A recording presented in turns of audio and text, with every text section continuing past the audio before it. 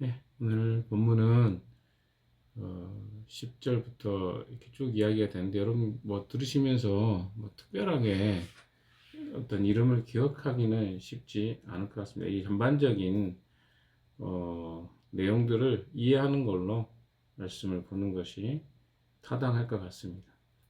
자, 여기 보시면요.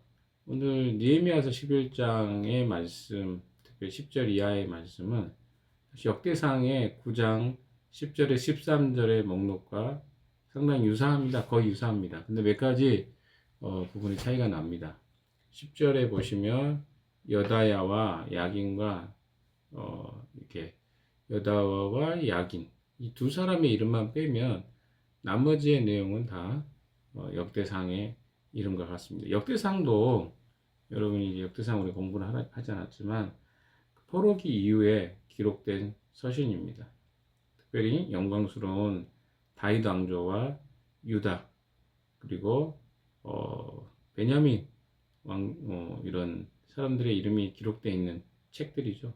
왜냐하면 남은 자들이 남유다의 후손들이었기 때문에 그렇습니다. 그래서 주로 그런 왕들의 이야기인데 그 내용이 역대상에 기록되어 있는 것과 똑같이 느헤미야서 10장에 기록되어 있는 것을 우리는 보게 됩니다. 아까 이야기했던 여자야와 야긴의 이름만 차이가 나고 다 똑같습니다. 그리고 이제 여기에는 다 리더들 그룹이 언급되어 있습니다. 좀 주목해 보아야 될 것들은 여기도 보시면 구절에도 나오잖아요. 시그리의 아들인 요엘이 그 우두머리고 제사장간대 우두머리들이죠. 여기는 이제 그런 이름들이 기록되어 있습니다만은 11절에 스라야가 있다. 스라야 아버지는 hilki야요. 다 리더들 그룹들의 이름들입니다. 여기는 이제 11절은 하나님의 성전의 책임자. 그러니까 성전 전체 책임자가 있었던 거죠. 그러니까 굉장히 느헤미야는 조직적인 사람인 것 같아요. 성벽을 재건할 때도 굉장히 조직화해서 일을 잘 위임하고 위탁했던 사람이고 또 이제 성벽이 재건된 이후에 성전과 성벽을 관리하는 사람들을 맡길 때도 굉장히 조직화해서 사람들을 세워가고 있는 것을 보게 됩니다. 리더에게 필요한 영역들 중 하나가 그룹을 잘 조직화하는 거죠. 왜?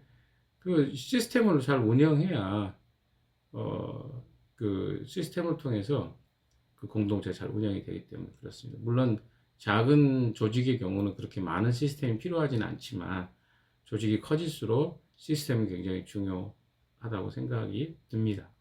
12절 같이 한번 읽어볼까요? 시작. 성전의 일을 맡아보는 그들의 친족은 모두 822명이다. 또 아데야가 있는데 그의 아버지는 요로함이요 그 윗대는 블라야요 그 윗대는 암시요 그 윗대는 스가랴요 그 윗대는 바수올이요 그 윗대는 말기야이다. 제사장들에게도 레위 사람들과 마찬가지로 주어진 임무들이 있습니다. 아마 여기에 나와 있는 이 숫자들은 많은 사람들이 한 단위로 일하려면 아까도 이야기했던 것처럼 조직화가 필요했습니다. 그래서 이런 12절에 이야기하는 것처럼 굉장히 많은 사람들이 함께 일해야 되기 때문에 그 조직들을 이렇게 세분화하고 있는 것들을 보게 됩니다. 근데 여기에 12절에 이야기하고 있는 사람들은 제사장들이에요. 그래서 제사장 그룹에게도 앞에 언급되어 있던 레위 사람들처럼 이렇게 세분화해서 조직화하는 것이 필요했다는 것을 보여줍니다. 13절 같이 14절 13절 14절 같이 읽어볼까요? 시작. 그의 친족 각 가문의 우두머리는 240명이다. 또 아마세가 있다. 그의 아버지는 아사리요 그 이때는 아흐세요. 그 이때는 무슬레못이요. 그 이때는 인멜이다. 큰 용사들인 그들의 친족은 모두 128명이다. 그들의 우두머리는 하그돌림의 아들 삽데리. 여기서 좀 주목할 만한 것 14절에 나오는 큰 용사요라고 하는 것이 조금 주목이 되네요. 여기 보시면 이제 굉장히 유능한 사람들이라는 표현입니다. 뭐 앞에도 그런 표현이 나왔죠. 용사들이라고 표현됐지만 이 표현을 번역을 해보면 유능한 사람들. 인 그들의 친족은 모두 128명이다. 그러니까 그 성전에서 어떤 일을 맡겼을 때 누구에게 일을 맡깁니까? 유능한 사람들에게 일을 맡긴 거죠. 이건 저는 굉장히 중요하다고 생각합니다. 음, 여기에는 이제 군대 명단도 들어가고요. 그러니까 군인들 명단도 들어가고 또 여러 가지 사람들의 이야기가 들어갑니다. 왜? 성전과 성벽을 지키는 사람도 필요했기 때문에 그렇습니다. 성전 지역을 방어하기 위해서 훈련받은 사람들도 여기에 큰 용사인 사람들 안에 포함되죠. 근데 이 사람들은 유능한 사람들이라고까지 해석을 했습니다. 하나님의 일을 함에 있어서 유능함이라는 건 엄청나게 뛰어난 어떤 재능을 말하는 것은 아닙니다. 싸움이 얼마나 더 싸움을 잘하고 못하고가 있겠습니까? 그러나 적극적으로 그 일을 할 수 있는 사람들은 필요합니다. 제가 이제 마을 활동을 같이 하고 특별히 이제 서구에서 활동을 하잖아요. 그리고 인천에서도 활동을 하고 있는데 결국은 얼마나 자기가 맡겨진 일들을 담당하느냐가 이게 중요합니다. 그 사람의 역량이 뛰어나도 그것에 대해서 최선을 다하지 않으면 유능한 사람이라고 하기 어려운 것 같습니다. 맡겨진 일을 최선으로 다하는 거죠. 성경에도 그렇죠. 작은 일에 충성된 사람을 또 더 큰 일에 맡기시는 것이 또 주님의 일을 맡기시는 방식입니다. 그래서 우리에게 맡겨진 작은 일들이 결국 자기 자신이 얼마나 주님 앞에 성실하고 또 충실한 사람인지, 충성스러운 사람인지를 보여줍니다. 대부분의 많은 사람들은 큰 일을 맡고 대단한 사람들에게 보이는 일을 하면 자기가 괜찮은 사람인 것처럼 인식이 되곤 합니다. 그리고 그것으로 자기 자신을 정체성을 갖기도 하죠. 그러나 주님이 우리에게 요구하시는 것은요, 우리에게 맡겨진 작은 일들부터 우리가 최선으로 감당하기를 원하십니다. 그런 사람들이 바로 요용하고 유능한 사람들이라고 저는 생각합니다. 여기 나와 있는 14절에 나와 있는 사람들은 이 성전을 방어하는 일에 훈련된 사람들이었습니다. 이 명단에는 그래서 일부러 군대 용어를 사용하기도 하고요. 그래서 특별히 이제 그런 방어력을 가지고 있는 사람들을 지금 120명, 8명이라고 되는데 그들이 이 도시 방어를 하는 일에 최적화됐던 사람들인 것 같습니다. 자, 15절 또 15절부터 한번 볼까요? 18절까지 봅시다. 레이 사람으로는 스마야가 있다. 그의 아버지는 학습이요. 그 윗대는 아스리감이요. 그 윗대는 하사바요. 그 윗대는 분니이다. 또 레이 사람의 우두머리인 샤프데와 요사밭도 있다. 그들은 하나님의 성전 바깥 일을 맡더니 여기 16절에 성전 바깥 일을 맡은 사람도 있었습니다. 성전 안에서 일하는 사람도 있었고 성전 바깥에 일하는 사람도 있었습니다. 잘 주목해 보십시오. 17절에 보시면 마따니아가 있다. 그의 아버지는 미가요. 그 윗대는 삽디요. 그 윗대는 아삽이다. 아삽은 많이 들어봤죠. 그는 감사의 찬송과 기도를 인도하는 주의자이죠. 그러니까 각 파트마다 담당자들이 있는 거야. 감사와 찬송과 기도를 인도하는 사람, 지휘자였죠. 그 형제 가운데서 박비가가 버금가는 지휘자가 박부갸라는 박시성은 아닙니다. 박부갸라는 버금가는 지휘자가 되었다.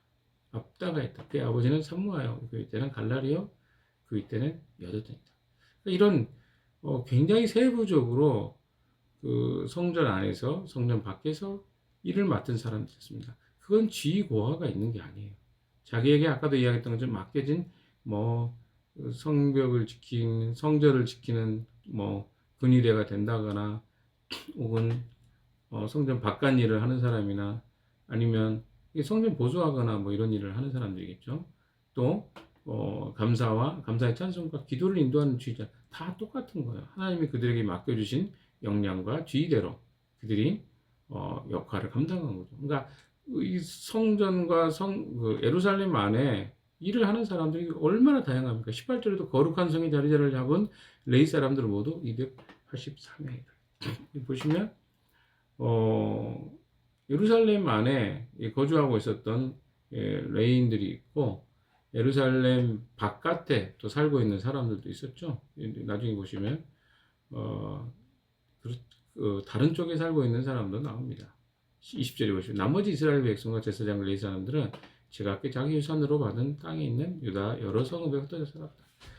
그러니까 참 이게 저는 이 성경의 독특성입니다.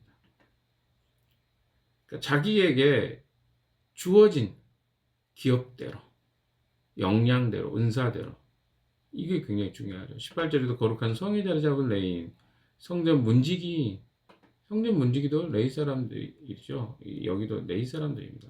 근데 성전 문지기 하는 걸 누가 좋아하겠어요?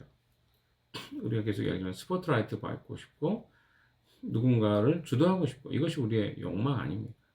그러나 하나님의 일에는요 이런 차등이 없어요. 근데 자꾸 우리가 세상의 가치 속에 자꾸 어떤 걸 만들어 놓습니까? 아, 이거는 좋은 일, 이거는 사람들이 좀 인정해 주는 일, 이거는 사람들이 별로 인정해 주지 않는 일, 이렇게 생각해요. 그러나 다 필요가 있습니다. 뭐 우리가 예배를 드려도 앞에 나오는 찬양팀뿐만 아니라 미디어 팀이라든가 영상, 악기, 그리고 보이지 않게 수고하는 섬기는 사람들 다 필요하잖아요. 이 하나님의 일을 맡은 사람들의 자세와 태도는요 이렇게 살아야 됩니다. 또 어떤 사람들은 예루살렘 성전에 살지 않고 자기가 유업으로 받은 유다 여러 성읍에서 살아야 되는 레위인가? 왜? 그들의 하이라이트 제사장들과 레위인들 어디 사는 게 하이라이트겠어요? 성전의 일을 섬기는 것이 하이라이트입니다. 그런데 이들은 그것과 상관없이 맡겨진 일은 유다 여러 성읍에 흩어져 사는 것이죠. 그럼 그게 그들의 은사입니다. 성전의 망일꾼들은 어떨까요? 이 사람들이 이제 망일을 하는 사람들 아닙니까? 그래서 이런 일을 하는 것이 뭐가 그렇게 영광이 될까? 그러나 그것도 그들에게 영광이 되는 것이죠. 22절을 보십시오. 예루살렘에 자리를 잡은 레위 사람들의 우두머리는 옷입니다. 그의 아버지는 바니요, 그 윗대는 하사바요, 그 윗대는 바다니아요, 그 윗대는 미가이다. 오시는 하나님의 성전에 세배드릴 때 노래를 맡은 아셉의 자손 가운데 한 사람. 그러니까 어떤 사람은 예배드릴 때 성전에서 노래 맡은 사람이에요. 예루살렘에서 자리 잡고 이렇게 또 어떻게 보면 스포트라이트 받는 사람이 있죠. 이 사람만 대단한 은사를 가진 사람이 아니라는 거예요. 각자에게 맡겨진 대로 은사대로 살아간 내가 어떤 역량, 어떤 사람은 노동을 잘하는 사람이 있고 어떤 사람은 노동은 약한데 섬기는 일을 잘하는 사람이 있고 어떤 사람은 앞에서 노래를 잘하는 사람이 있고 기계를 잘 다루는 사람이 있고 이런 영역이 있는 거죠. 그래서 23절에 노래하는 사람들의 날마다 하여야 할 일을 규정한 왕명이 되리니 이 왕명이라면 이제 왕이 페르시아 왕의 왕명이겠죠. 그러니까 이거 노래하는 사람들이 날마다 왕명에 의해서 노래를 하고 신기하죠. 이 하나님의 성전에 노래하는데 이거를 페르시아 왕이 명령을 해서 왕명에 의해서 이거 진행됐다는 거. 지난번에 뭐 쭉 이야기 드렸습니다. 하나님이 그들을 사용하신 거죠. 그 왕들까지도. 그래서 어때요? 그 일이 맡겨진 거예요. 여기는 페르시아 왕이 규정한 왕명이니까 이 사람들은 뭐 더 대단한 사람일까요? 왜? 왕이 규정한 것들을 행하는 사람이니까. 아닙니다. 다 똑같습니다. 하나님 앞에서. 오늘 말씀의 결론을 내립시다. 24절은 뭐 유다의 아들 세라의 자손 가운데 무세사벨의 아들 부다이아가 왕 곁에서 이스라엘 백성과 관련된 일을 다 지금 다양한 은사와 역할들이 맡겨져 있는 것들. 어떤 사람은 어떻습니까? 제사장으로, 어떤 사람은 레위 사람으로, 어떤 사람은 성전의 일을 맡아보는, 어떤 사람은 성전을 이렇게 지키는 사람으로, 어떤 사람은 레위 사람으로서 찬양대를 맡은 사람, 성전 바깥 일을 하는 사람, 찬송과 기도를 인도하는 지휘자, 성전에 그 노래하는 것의 지휘자도 있었고, 또 아까 얘기했던 노래하는 일을 맡은 사람도 있었고, 예루살렘 성전 예배 때 노래 맡은 사람도 있고, 그리고 유다 성읍에 흩어져 살아가는 레위인과 제사장도 각각 존재했습니다. 이게 지금 우리가 뭐 무슨 내용인가 이렇게 생각할 때 세팅을 하는 거예요. 무슨 세팅을 합니까? 성벽이 다 재건되고 또 이제 일이 끝나고 나니까 이 느헤미야를 통해서 각 사람들을 각 지역에 배치시키고 그 일을 맡기고 있는 것들을 보게 됩니다. 하나님의 일을 한다는 것, 공동체를 섬겨가 교회를 세워간다는 것도 똑같습니다. 그것이 어떤 모양이든 하나님이 내게 주신 은사대로 내가 주님이 맡겨주신 것이 작다고 생각하지 마십시오. 저는 이제까지 자기에게 맡겨진 은사를 크게 생각한 사람은 거의 본 적이 없습니다. 대부분은 뭐냐면 은사가 부족하다거나 혹은 다른 사람에 비교해서 나는 은사가 없어라고 이렇게 말하는 사람이 대부분이더라고요. 그러나 하나님이 이미 우리에게 우리가 어떤 사람인가 너무 잘 아십니다. 그래서 재능대로 일들을 맡기셨어요. 그러면 우리가 어떻게 고백해야 될까요? 내가 생각할 때는 재능이 없어 보이고 내가 생각할 때는 만족스럽지 않을지라도 하나님의 관점에서 이런 나에게 주어진 은사를 바라보는 거죠. 그리고 중요한 것은 이것을 통해서 내 은사와 재능을 통해서 하나님의 교회를 세워가는 것. 교회라는 것은 하나님이 머리로, 예수 그리스도가 머리로 있고 그 몸으로 구성된 공동체를 지칭합니다. 그래서 하나님 나라를 세워가는 일에 우리가 내 삶에 주어진 은사가 쓰여지는 것, 그것이 영광입니다. 그것이 은혜입니다. 그런데 우리가 가지고 있는 은사와 재능을 잘 감사해 하지 못합니다. 늘 남의 것이 커 보이고 그리고 자기가 하고 있는 역할이 부족하다고 생각하는 경향이 우리에게 강합니다. 그러나 그것은 잘못입니다.